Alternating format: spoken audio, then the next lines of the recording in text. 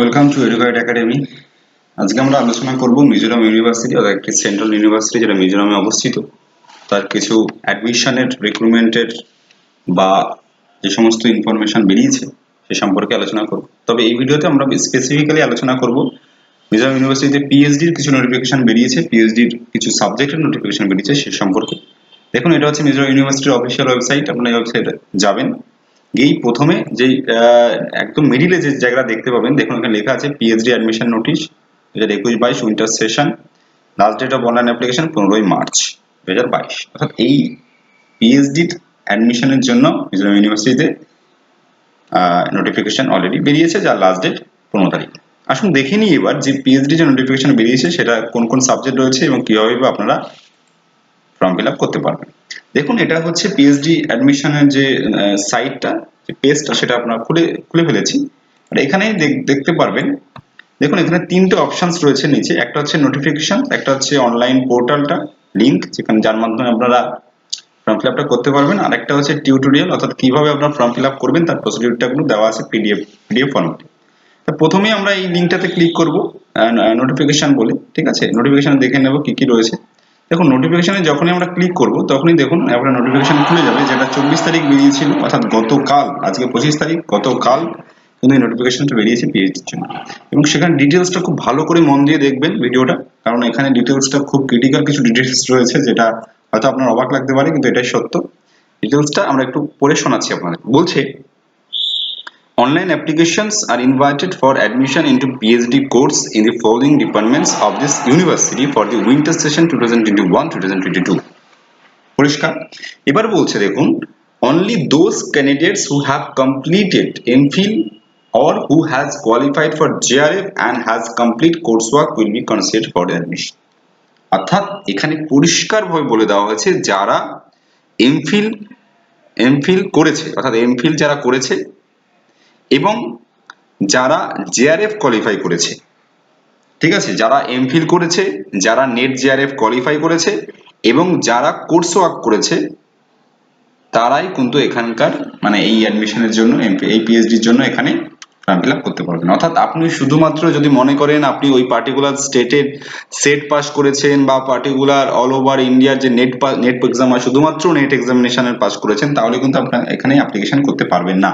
অর্থাৎ আপনাকে হয় জেআরএফ পেতে হবে, নয়তো এমফিল বা পিএইচডি যে কোর্স ওয়ার্ক করা থাকে ওগুলো করে থাকতে হবে, তাহলেই কিন্তু আপনি এখানে অ্যাপ্লিকেশন করতে পারবেন এইখানকার পিএইচডির জন্য। অর্থাৎ আপনাকে অবশ্যই এমফিল কমপ্লিট করতে হবে, নয়তো জেআরএফ থাকতে হবে, নয়তো কোর্স ওয়ার্ক করা থাকতে হবে, তাহলেই কিন্তু এখানে যে চারটে সাবজেক্ট দেওয়া আছে তার জন্য আপনি ওগুলো না থাকলে আপনি অ্যাপ্লিকেশন করতে পারবেন না অ্যাডমিশনের জন্য।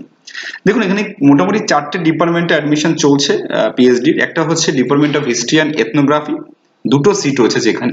একটা হচ্ছে ডিপার্টমেন্ট অফ এডুকেশন, সেখানে 8টি সিট রয়েছে। একটা হচ্ছে department of tourism and hospitality management, সেখানে 4টে সিট রয়েছে। এবং একটা হচ্ছে ডিপার্টমেন্ট অফ জিওলজি, যেখানে 11টা সিট রয়েছে।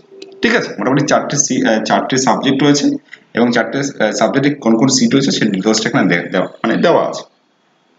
দেখুন, এখানে যে অ্যাপ্লিকেশনের প্রসিডিউরটা দেওয়া আছে, মোটামুটি টোটালি অনলাইন মোডে অ্যাপ্লিকেশনসটা হবে। আপনি অফলাইন মোডে অ্যাপ্লিকেশন করতে পারবেন এবং আপনাকে 200 টাকা পে করতে হবে, ঠিক আছে। যদি আপনি আচ্ছা, এখানে মোটামুটি আপনাকে 200 টাকা দিতে হবে জেনারেল কোর্সের জন্য। যারা অলরেডি কোর্স ওয়ার্ক করা আছে তাদের জন্য মনে হয় 200 টাকা দিতে হবে, এবং যারা কোর্স ওয়ার্ক করা নেই তাদের জন্য 700 টাকা। এবং সেক্ষেত্রে অবশ্যই যারা এসসি/এসটি ক্যাটাগরি রয়েছে তাদের জন্য 350 টাকা ধার্য করা হয়েছে। এবং টোটালি এই পেমেন্টটা অনলাইনেই হবে, ঠিক আছে। অ্যাপ্লিকেশন যেমন অনলাইন মোডে হচ্ছে, তেমনি পেমেন্টটা অনলাইন মোডে হবে। তো মনে রাখবেন, এখানকার যে অ্যাপ্লিকেশনের পিএইচডি অ্যাপ্লিকেশনের যে লাস্ট ডেটটা রয়েছে সেটা কিন্তু 15ই মার্চ 2022 বেলা 5টা PM, ঠিক আছে। 5টা পর্যন্ত আপনি অ্যাপ্লিকেশন করতে পারবেন। এবং কোনো রকম অ্যাপ্লিকেশনে যদি কোনো রকম ত্রুটি থাকে বা ইনকমপ্লিট থাকে, তাহলে কিন্তু আপনার অ্যাপ্লিকেশন রিজেক্ট হয়ে যাবে, ঠিক আছে। এবং এখানে নোট বলে দেওয়া আছে, যেটা hard copies of application forms need to be submitted. অর্থাৎ আপনাকে কোনো হার্ড কপি পরবর্তীতে জমা দিতে হবে না, শুধুমাত্র অনলাইন অ্যাপ্লিকেশন করলেই হবে।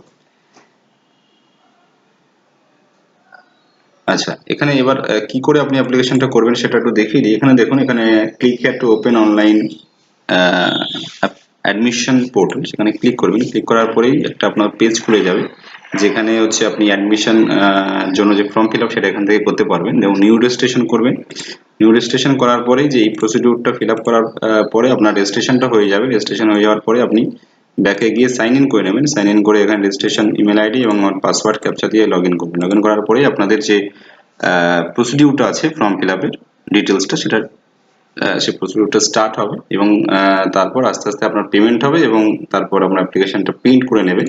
প্রিন্ট করার পরে আপনার অ্যাপ্লিকেশনটা ফিল আপ হয়ে যাবে। দেখুন এখানে একটা গাইডলাইন দেওয়া আছে যে কি করে আপনি ফর্মটা ফিল আপ করবেন, এটা আপনি ফলো আপ করতে পারেন। ঠিক আছে, পরপর যেরকম প্রসিডিউরে এখানে দেওয়া আছে সেই প্রসিডিউরটা ফলো আপ করবেন এবং ফলো আপ করার পরে আপনার ফর্ম ফিল আপটা টোটাল হয়ে যাবে। ঠিক আছে, কি কি ডকুমেন্টস এখানে কিছু আপলোড করতে হতে পারে সেই ডিটেলসটা এখানে প্রথমে ফরম্যাটটা দেখে নেবে, যাতে আপনার ফর্ম ফিল আপ করতে সুবিধা হয়। ঠিক আছে, এই যে ইনফরমেশনগুলো অবশ্যই আমরা ভিডিও ডেসক্রিপশনে দিয়ে দেবো, যাতে আপনাদের সুবিধা হয়। অবশ্যই দিয়ে দেওয়া হবে। ঠিক আছে, আপনারা ওখান থেকে সরাসরি ডিটেলসগুলো দেখতে পাবেন, নোটিশ দেখতে পারবেন, কি প্রসিডিউরটা যেমন দেখতে পারবেন এবং অনলাইনে যে রেজিস্ট্রেশনের যে লিঙ্কটা সেটাও কিন্তু আমরা ভিডিও ডেসক্রিপশনে দিয়ে দেবো।